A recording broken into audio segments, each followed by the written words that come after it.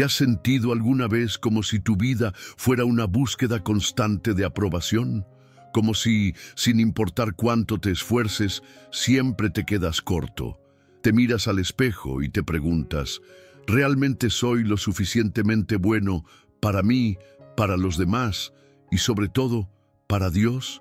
Si esa es tu lucha, si esa es tu pregunta, entonces no estás solo. Y la respuesta no está en el espejo, ni en tu esfuerzo. Está en una de las cartas más profundas de la Biblia, Romanos, capítulo 3. Este no es un capítulo para sentirse bien. Es un diagnóstico brutal y honesto de la condición humana. Pero en medio de esa verdad incómoda, Romanos 3 es también una declaración gloriosa del amor y la justicia de Dios. Una promesa de una esperanza que va más allá de lo que podríamos haber imaginado. Antes de seguir, si te interesa descubrir verdades bíblicas que no solo tocan la superficie, te invito a suscribirte a nuestro canal y activar la campanita. Aquí nos sumergimos en las Escrituras para encontrar respuestas a las preguntas más profundas de la vida. Y créeme, lo que vamos a descubrir en Romanos 3 no es solo una lección, es una revelación que puede cambiar tu vida por completo. Romanos 3 empieza con una pregunta que resume la tensión de los capítulos anteriores. ¿Qué ventaja tiene pues el judío o de qué aprovecha la circuncisión? Romanos 3:1. La lógica es simple. Si tanto judíos como gentiles están bajo pecado, ¿de qué sirvió pertenecer al pueblo escogido de Dios? Recibir la ley, las promesas. Pablo responde de manera tajante, mucho en todos sentidos. Primero, ciertamente, que les ha sido confiada la palabra de Dios. Romanos 3:2. Aquí, Pablo no minimiza el valor del judaísmo, sino que lo pone en perspectiva. Ser judío fue un enorme privilegio, una bendición. Recibieron la revelación divina, las Escrituras. Sin embargo, ese privilegio no los hizo justos ante Dios. Tener la Biblia en las manos no los eximía de la responsabilidad de obedecerla. Es un recordatorio poderoso para nosotros hoy. Asistir a la iglesia, haber crecido en un hogar cristiano o incluso tener un vasto conocimiento bíblico no nos hace automáticamente justos. El privilegio de tener la revelación no es lo mismo que la obediencia a la misma. Pablo anticipa otra objeción. ¿Pues qué, si algunos de ellos han sido incrédulos? ¿Su incredulidad habrá hecho nula la fidelidad de Dios? Romanos 3:3. Y la respuesta es una de las frases más contundentes de toda la Biblia. De ninguna manera. Antes bien, sea Dios veraz y todo hombre mentiroso. Romanos 3:4. Aun cuando el pueblo de Dios falló, la fidelidad de Dios se mantuvo. Él no es menos justo por castigar el pecado. Al contrario, su justicia se manifiesta en su juicio. Si tratamos de usar nuestro pecado para hacer que la gracia de Dios resalte más y así justificar nuestra maldad, Pablo lo llama una calumnia y advierte que la condenación de quienes piensan así es justa. Romanos 3:5-8. Dios no se deja manipular por la lógica retorcida del ser humano. A partir del versículo 9, Pablo lanza una declaración que es el corazón del diagnóstico de Romanos 3. ¿Qué, pues? ¿Somos nosotros mejores que ellos? En ninguna manera, pues ya hemos acusado a judíos y a gentiles que todos están bajo pecado. Romanos 3:9. No hay excepciones, no hay clases espirituales superiores. Todos estamos en el mismo barco, un barco que se hunde. Para dejarlo absolutamente claro, Pablo cita una serie de pasajes del Antiguo Testamento como un fiscal presentando su caso ante el tribunal de Dios. Estas citas, especialmente de Salmos e Isaías, forman una cadena de evidencia irrefutable que revela la corrupción del ser humano en todas sus dimensiones. No hay justo, ni aun uno. No hay quien entienda, no hay quien busque a Dios. Todos se desviaron, a una se hicieron inútiles. No hay quien haga lo bueno, no hay ni siquiera uno. Romanos 3, 10, 12. Esta no es una hipérbole, es la radiografía de nuestra alma sin Cristo. Nadie busca a Dios por naturaleza. Nadie puede hacer el bien de manera perfecta y consistente. Nuestro pecado no es solo un problema de acciones externas, es una condición interna, una rebelión del corazón. Luego, Pablo describe el impacto del pecado en cada parte de nuestro ser. En nuestras palabras, sepulcro abierto es su garganta, con su lengua engañan. Veneno de áspides hay debajo de sus labios. Su boca está llena de maldición y de amargura. Romanos 3, 13, 14. Las palabras que deberían sanar se convierten en armas. Y esto no se queda en la boca, también contamina nuestras acciones. Sus pies se apresuran para derramar sangre. Quebranto y desventura hay en sus caminos, y no conocieron camino de paz. Romanos 3, 15, 17. El pecado se traduce en violencia, egoísmo, injusticia y destrucción. Finalmente, Pablo llega a la raíz de todo el problema. No hay temor de Dios delante de sus ojos. Romanos 3, 18. Esta no es la ausencia de miedo, sino la ausencia de reverencia, respeto y reconocimiento de la autoridad de Dios. Cuando vivimos como si Dios no existiera, todo lo demás se desmorona. El pecado prospera donde no hay temor de Dios. Después de presentar esta demoledora evidencia, Pablo no deja espacio para excusas. En Romanos 3, 19 dice: pero sabemos que todo lo que la ley dice, lo dice a los que están bajo la ley, para que toda boca se cierre y todo el mundo quede bajo el juicio de Dios. Esta es una de las frases más poderosas. ¿Qué significa toda boca se cierre? Significa que ya no hay argumento, no hay defensa, no hay justificación posible. En el tribunal de Dios, el veredicto es absoluto. La ley ha hablado y su sentencia es total. Y si aún te queda alguna duda sobre el propósito de la ley, el versículo 20 lo reafirma con fuerza.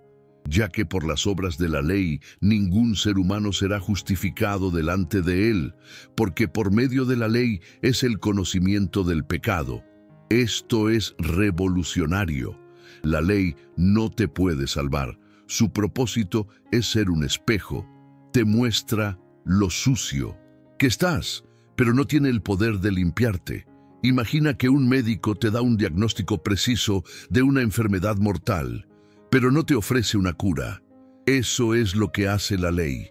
Nos confronta con el estándar de santidad de Dios y nos deja sin opciones humanas. No hay mandamiento, no hay esfuerzo moral que pueda limpiar el pecado. Solo queda una alternativa: que Dios provea otro camino. Y eso es justamente lo que Pablo está a punto de revelar. Después de pintar el cuadro más oscuro de la humanidad, Pablo da un giro radical en Romanos 3:21 con dos palabras que lo cambian todo. Pero ahora es como un rayo de luz en medio de la noche más oscura. Nos dicen que, aunque todo el mundo ha pecado y nadie puede justificarse por la ley, Dios ha intervenido. Pablo introduce el concepto central del Evangelio. Se ha manifestado la justicia de Dios, testificada por la ley y por los profetas. Romanos 3:21. Esta justicia no es la que condena, sino la que salva. Y no viene por cumplir la ley, sino aparte de la ley. No depende de lo que tú hagas, sino de lo que Dios ya hizo. El versículo 22 profundiza: la justicia de Dios por medio de la fe en Jesucristo para todos los que creen en Él. Aquí está la esencia de la buena noticia. La justicia no se gana, se recibe. ¿Cómo?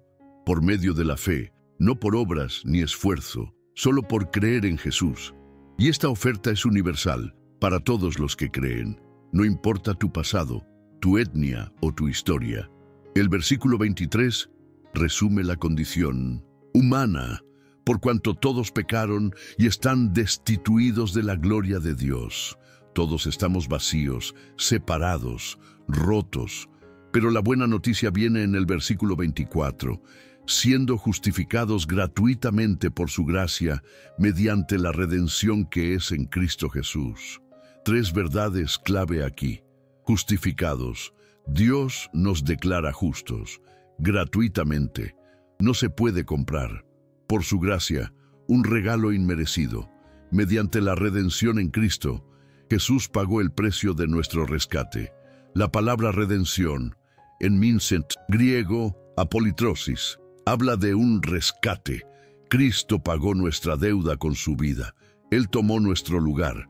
La cruz no fue un simple acto de amor. Fue un acto de justicia y amor en perfecta armonía. Dios no ignoró el pecado, lo castigó en su propio Hijo.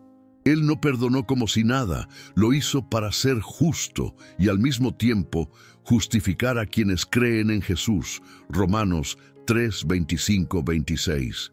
Ahora, si todo esto es por gracia, ¿qué significa para nuestra vida diaria? Pablo lo aclara. ¿Dónde, pues, está la jactancia? Queda excluida. Romanos 3, 27. Si no te salvaste a ti mismo, no tienes de qué presumir. El Evangelio de la gracia aplasta la soberbia. No hay espacio para la arrogancia espiritual ni para la superioridad moral. El versículo 28 es el pilar de la Reforma protestante y del Evangelio verdadero. Concluimos, pues, que el hombre es justificado por fe sin las obras de la ley. No es fe más obras, no es gracia más mérito, es fe sola, es Cristo solo. Esta verdad es profundamente liberadora. Muchos creyentes viven angustiados, sintiendo que no hacen lo suficiente para agradar a Dios.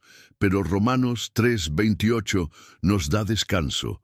Tu justificación no depende de tu rendimiento, sino de tu fe. Luego, Pablo derriba las barreras raciales y culturales.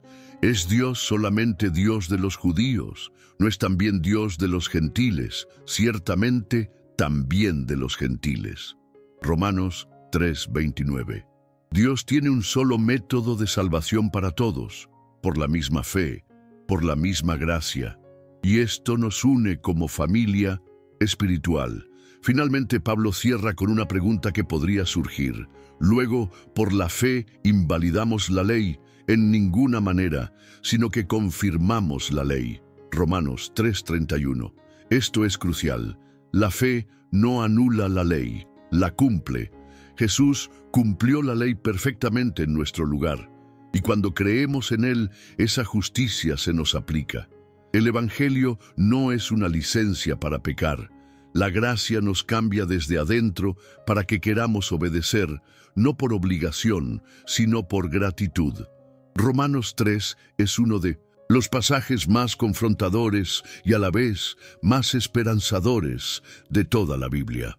Nos humilla profundamente al mostrarnos nuestra ruina, pero nos levanta con una esperanza gloriosa. Somos justificados gratuitamente por la gracia de Dios. No hay espacio para las máscaras. Todos estamos en la misma condición, perdidos y sin excusa. Pero en esa misma miseria, Dios ha provisto el único camino a la justicia, que no depende de nosotros, sino de la fe en Cristo. Así que, ¿cómo debemos responder a esto? Primero, con fe. Si aún no has confiado en Jesús como tu Salvador, hoy es el día. No esperes a sentirte mejor o más listo. Ven tal como eres. Segundo, con gratitud. Si ya has sido justificado, vive con asombro. Descansa, adora, sirve. Obedece no para ser amado, sino porque ya eres amado. Tercero, con humildad. El Evangelio nos iguala a todos. No somos mejores que nadie. Mira a los demás con los ojos de la gracia que te salvó a ti. Y por último, con un corazón dispuesto a compartir. Este mensaje no es solo para ti, es para todos. Comparte esta verdad con quienes aún viven bajo culpa y condenación. Diles que hay una justicia que no depende de ellos, que hay un Salvador que ya lo hizo todo. Si este mensaje ha tocado tu corazón, te invito a hacer dos cosas. Uno, compártelo. Envía este video a alguien que necesite esperanza, verdad y libertad. 2. Suscríbete al canal y activa la campanita. Aquí encontrarás más enseñanzas claras, profundas y prácticas de la palabra de Dios. Gracias por acompañarnos. Que el Evangelio de Romanos 3 no sea solo una lección en tu mente, sino una verdad viva en tu corazón.